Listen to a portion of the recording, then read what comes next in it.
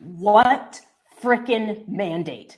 There is no mandate. There is no mandate. I'm going to say this over and over and over again, lest we forget and think that somehow we're outnumbered by the bullies.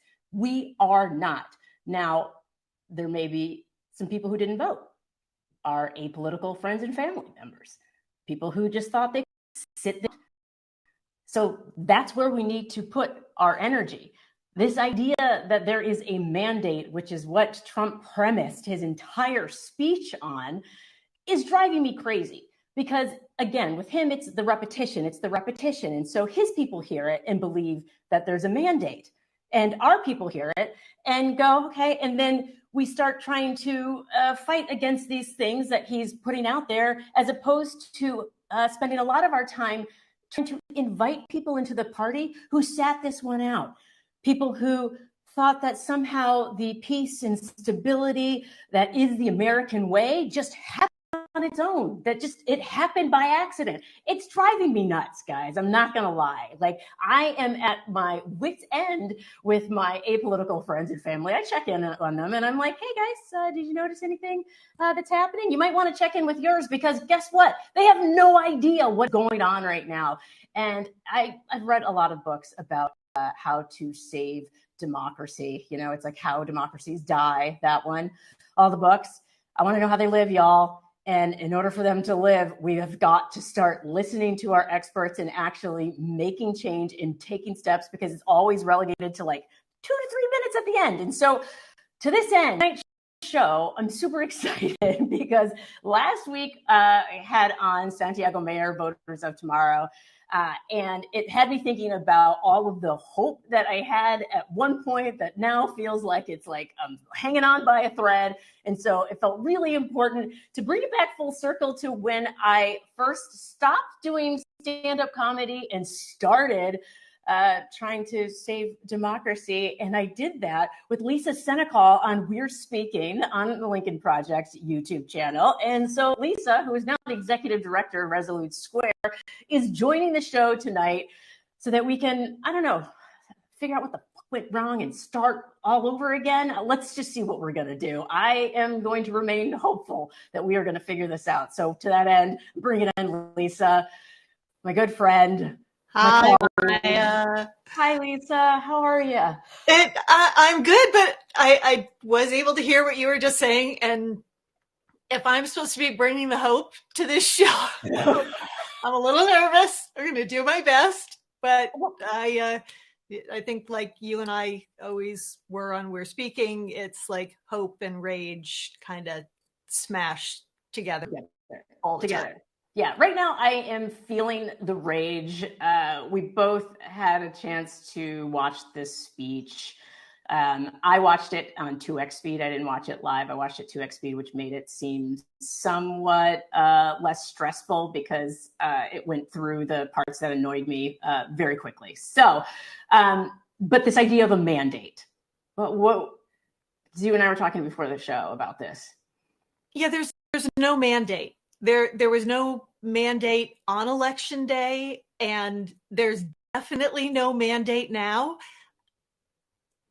He says these things, and you're right, the repetition, that might get his people to believe that that's what's happening, but that is in the larger world out there of voters and non-voters who are trying to live through this disaster.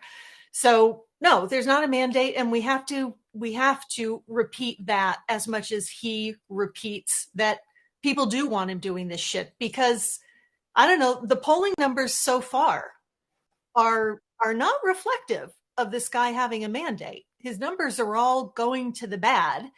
And I don't know, seems like if you have a mandate and you're doing the things that you said you had a mandate for, your numbers should be going up. Right? Because that's what the mandate was for. People wanted you to do this shit. And that's not what's happening. No, absolutely. And I'm actually glad that you brought that up, because if he had a mandate at all, which he did not, I'm going to keep repeating this throughout the show, that he did not have a mandate. I want everybody's conversations about politics from here into the future to start with, by the way, Donald Trump didn't have a mandate. And then you can continue. Not even conversations about politics. I want conversations about anything, just to start with that. So even if he did, like, let's just, like, putting reality aside, let's say that 100% of eligible voters voted, and 100% of those eligible voters voted for Donald Trump based on what he promised during the campaign season. Okay, let's just live in that world for a second. He promised a lot of things that he's not doing at all right now. And he certainly distanced himself from Project 2025. Project 2025 had nothing to do, because it was deeply unpopular with so many people. And yet, most of what he's doing right now is enacting policies that were laid out in Project 2025. So I feel like you have more of an insight.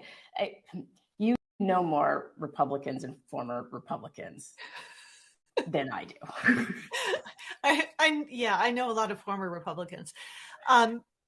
What are you seeing as far as people who are maybe a little taken aback by what they've seen in the last 45 days or so? It's what I'm hearing personally, but it's also the stories that are coming out. And, you know, if we're hearing from a farmer in one place and somebody who has family members who are undocumented living in the country, and they're saying, wait a minute, like, we supported you. What the hell are you doing to us?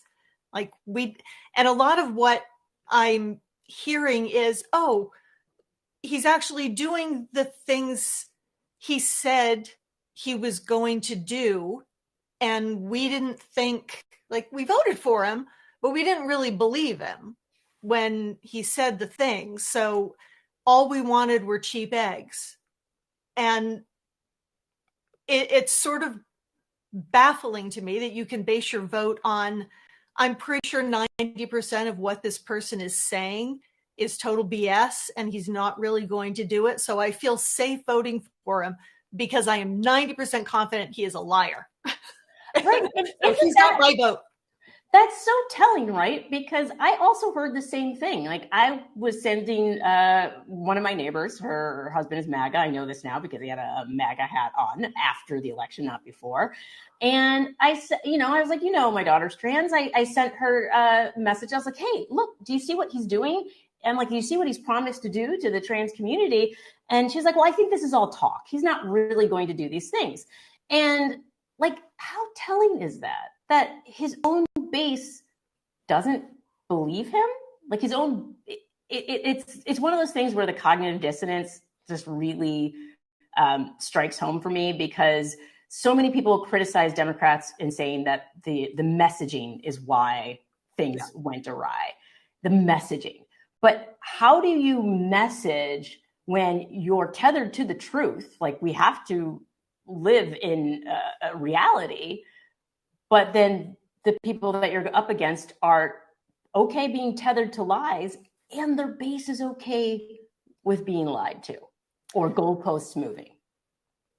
Yeah, I want to share. I pulled some polling numbers before the show just to sort of underscore what we're talking about here with the promises made, promises not kept sort of thing. I think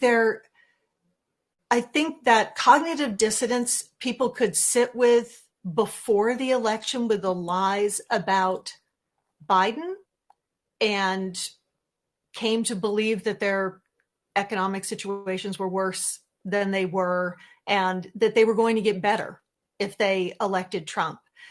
I think that's a lot more difficult for them to hold on to post-election. And we know Trump's nervous about it because he's now trying to scapegoat Biden. He's no longer saying, everything's going to become cheaper on day one and war in Ukraine is going to be over on day one. And, all of these things are magically going to be better in people's lives. He's now talking about there's going to be some hardship.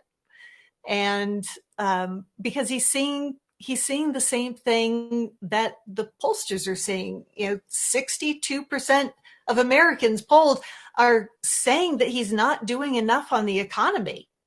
And these polls were done before the market started sliding because of the latest Trump tariffs or Trump threats of tariffs or, whatever he's doing is still creating chaos and instability. So people are now living this. And when their paychecks are not going as far, and when they know people who are losing their jobs or people who can't find jobs because the job market is getting tighter and everything is going to become more expensive. He said he was going to make new homes cost 50% of what they currently cost.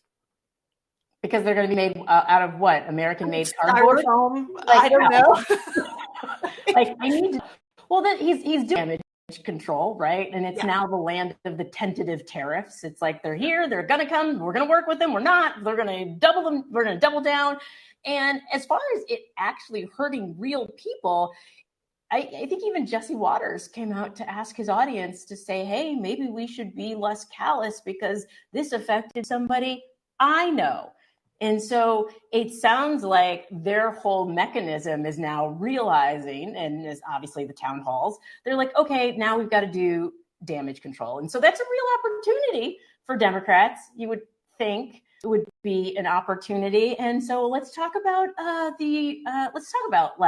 night. And actually, I want to, before we do talk about Al Green, I want to talk about comedians. Because comedians are the great observers, right? We have like real-time feedback. And so we know what's working and what's not working by listening. And so right now, Democrats are like, the voters are screaming something. They're screaming something loud and clear. And I don't know that the elected officials are hearing it. And I think Stephen Colbert last night did a great job talking about it. So we have a clip. Sam, if you could pull that clip for the people who... The man barked out one appalling claim after another, but don't you worry. The Democrats came ready to fight back with their little paddles, okay? That is how you save democracy, by quietly dissenting or bidding on an anti-set. It was hard to tell what was going on. I'm just kidding. That was very cool, Democrats. In fact, I made my own sign.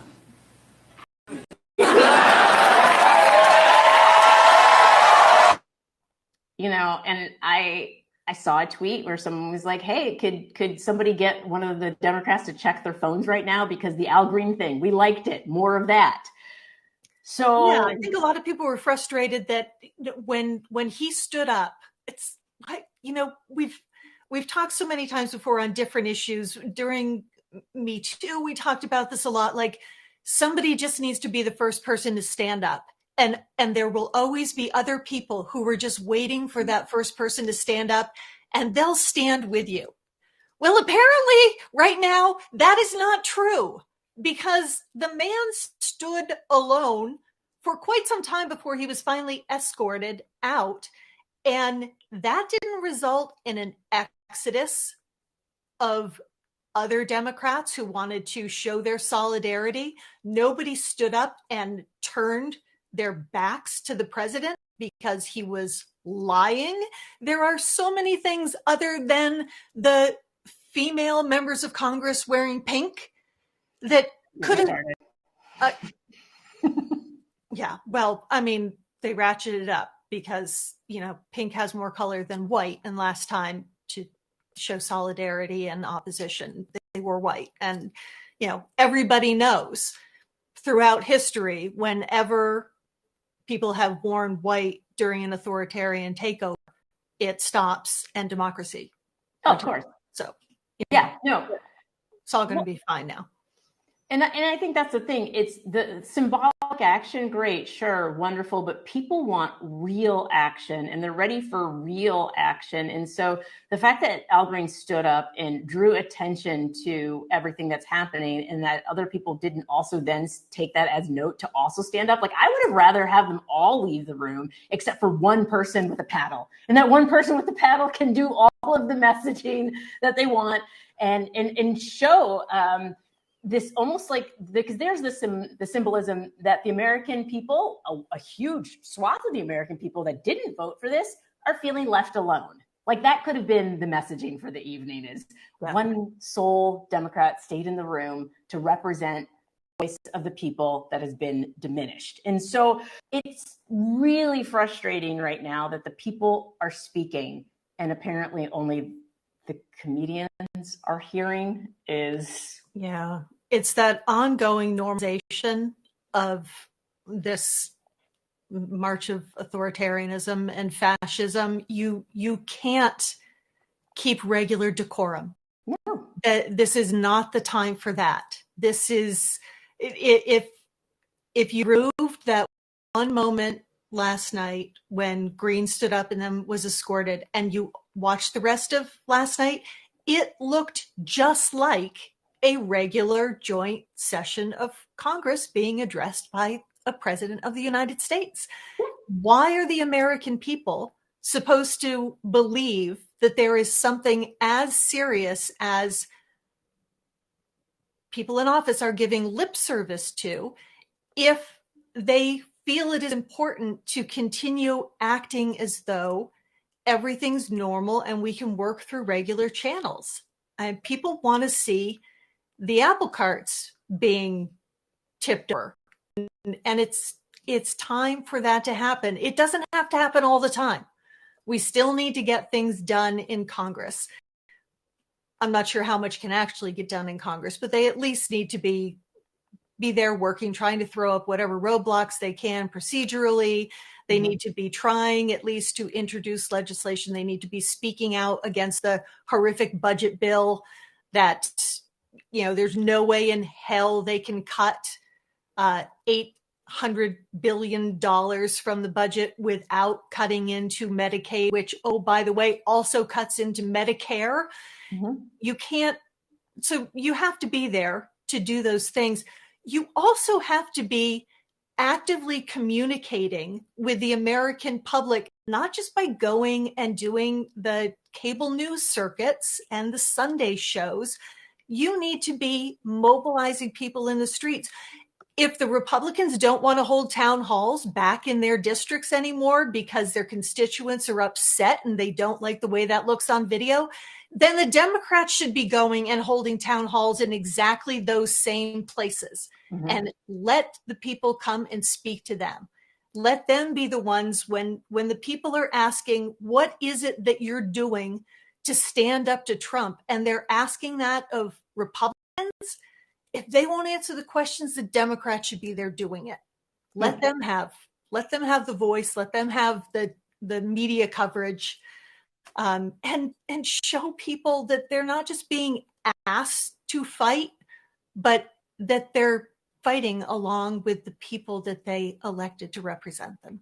Exactly. People need to be invigorated, especially because part of the reason Trump won is because they were able to get their apolitical voter off the, I don't say off the couch, but they're probably, mostly still on the couch listening to Joe Rogan's podcast, and they were able to mobilize those voters. We need to be able to invigorate our apolitical voters, the people who weren't necessarily engaged. And if they tune in, like you said, if they tune in to either the address, which they're not going to watch the address, right? Our apolitical voter that's more progressive isn't going to, but they might watch Stephen Colbert. And when they see Stephen Colbert talk about what happened, it looks to them like Democrats aren't doing something. It looks like Republicans are the party that's getting things done. Who knows what those things are? Who knows if those things are actually helpful for the American people? But if that's what you're tuning into, if that's what you see, that's what you're going to think, is that the Democrats aren't doing anything. And so it is incredibly important to come to the people where they're at, but also by doing something, by invigorating them. And there was something that I was not invigorated by, and that was rebuttal. Do we have a quick? We have a clip of Elise Slotkin's rebuttal. Let's play that. And look, I've lived and worked in many countries. I've seen democracies flicker out. I've seen what life is like when a government is rigged. You can't open a business without paying off a corrupt official. You can't criticize the guys in charge without getting a knock at the door in the middle of the night. So as much as we need to make our government more responsive to our lives today, don't for one moment fool yourself that democracy isn't precious and worth saving. So that message is, sure, true, amazing. And that speaks to people like me and you, who are already engaged. But I don't know if that is going to motivate the person who just assumes that democracy runs on autopilot and will always be here, the person who we haven't been able to get engaged in the first place. I'm ready to hear people screaming everywhere, kind of all the time, until something happens. I don't know about you, but Nick, I thought one of the takeaways from the election was that democracy as a concept does not resonate deeply emotionally with most people. It does with everybody watching tonight, because you all are amazing and we love you for it. But all of these people also have conversations with people who are like, democracy, schmocracy. Like it just doesn't, what is that? What does democracy have to do with my life? Mm-hmm. And they mean it when they say that, like they truly don't understand how all of this will impact them. So you have to talk about the things that have an impact on them. And those things just are not being brought to the forefront. What we have all the post-election polling, we have the exit polling telling us what it was that made people make that final decision about who they were going to vote for. Those things are all of them now opportunities for the Democrats to be talking about those specific issues. And this isn't, I'm not encouraging the culture wars. And I know like Democrats are now having conferences talking about how we need to move away from the culture wars. We weren't having a culture war. The Democrats were not, Kamala Harris was not having a culture war. But this is like the Democrats are Ukraine and the Republicans are Russia. Like Ukraine didn't choose to have Russia invade. They're still in the middle of a war because they're being attacked. The Republicans were talking about all the cultural issues that they thought and were at times correct were the hot button issues. Democrats completely shutting up about what is happening to trans people, to undocumented and documented immigrants, and actual U.S. citizens who are being detained. All of these things we have to continue to talk about, because that's what America is. And that's what people are actually experiencing in their everyday lives. So you can't just take that big step back and talk about a concept and not make that concept very real to the people who you're trying to have to get an emotional reaction out of. No, absolutely. And I'm glad that you brought up that analogy, that metaphor of responding to an attack or not responding to an attack. And so the way for Democrats to respond to these culture war, which isn't a culture war, a cultural attack, is to respond forcefully, right? To respond, to draw a line and say, and I think they finally did in the Senate when they said no. Right? We're going to draw a line and we're not going to allow you to ban the, 4 or 5 trans girls from sports, right? They drew a line, but that needed to happen over and over again to let Republicans know that this is the line. And this idea that somehow throwing marginalized communities under the bus isn't going to just cause them to attack more and more, because that's what happens when you throw a community under the, like, to continue with the metaphor of war. If you just sacrifice your most marginalized or most vulnerable, that just sends a signal to the opposition that, they're willing to sacrifice people. Who will they sacrifice next as we bulldoze over them to get to our end goal? And I think that's what people are failing to recognize, is that this is just the beginning of what Republicans are hoping to do as far as rolling back rights. This is just the beginning. They're coming for everyone's rights. And so this idea somehow that we can just shuffle some things around and just retool our messaging, Absolutely not. And people see that. And I think that's the problem, is that when the voters see it and the elected officials do not see it, but the elected officials are asking for more money or asking for more support. No, as you said before the show, absolutely not, until we see that you are actually doing something, that there are more than concepts of a plan. And I can understand that. And I think what's frustrating for me is that all we had to do is vote. Like, all we had to do to protect and secure the rights of the people who fought and died for these rights was to exercise these rights.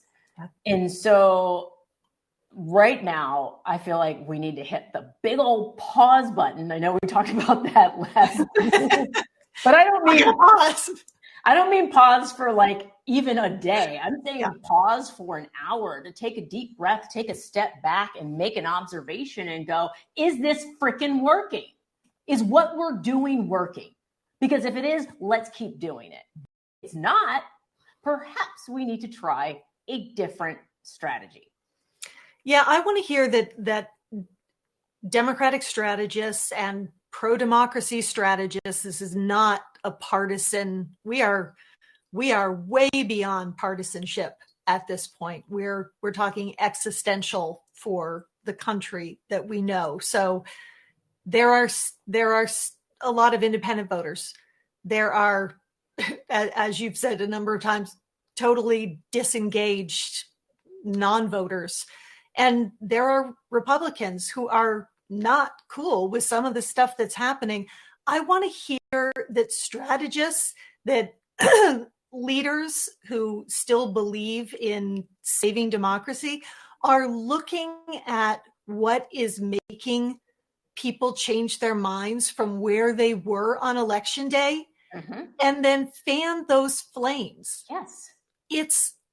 We have these embers and we're seeing them in all sorts of different areas on different issues, but I don't feel as though people are really identifying those and grabbing onto them and saying, these are the things that are really making voters wake up and realize, have some buyer's remorse over, the 250-pound bag of crap that they purchased in November, and decide, maybe he is going to follow through on all the things that he said he was going to do that we just thought were lies, and that's why we voted for him.